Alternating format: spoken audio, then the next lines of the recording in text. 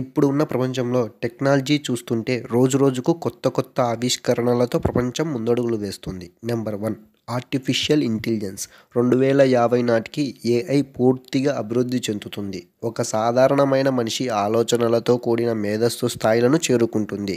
ఇది సహజంగా తన ఓన్ డిసిషన్స్ తీసుకునే విధంగా దీని ఆల్గరిథమ్స్ పనిచేస్తాయి. వివిధ రంగాల సమస్యల్ని పరిష్కరించడంలో ఏఐ కీలక పాత్ర పోషిస్తుంది. Number 2 biotechnology and genetic engineering. Biotechnology మరియు జెనెటిక్ ఇంజనీరింగ్లో మన ఆరోగ్యం, మన సంరక్షణ, వ్యవసాయం మరియు పర్యావరణాన్ని మార్చగలదు. ఒక వ్యక్తి యొక్క జెనెటిక్కి అనుగుణంగా వైద్యం చేస్తుంది.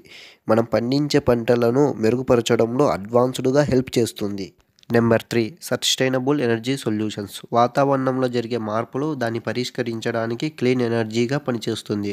సోలార్ మరియు విండ్తో పనిచేసే రెన్యూబుల్ ఎనర్జీల సహాయంతో వాతావరణంలోని మార్పులను క్లీన్ చేస్తుంది. Number 4 space exploration and colonisation. ఇప్పుడున్న మన సైంటిస్టులకు అంతరిక్షంలో పరిశోధనలకు సహాయపడుతుంది. అడ్వాన్స్డ్గా రాకెట్స్ మరియు స్పేస్ క్రాఫ్ట్స్ తయారు చేసే విధానంలో పూర్తిగా ఉపయోగపడుతుంది. చంద్రుడు మరియు అంగారక గ్రహంపై పరిశోధనలు వేగవంతం చేస్తుంది.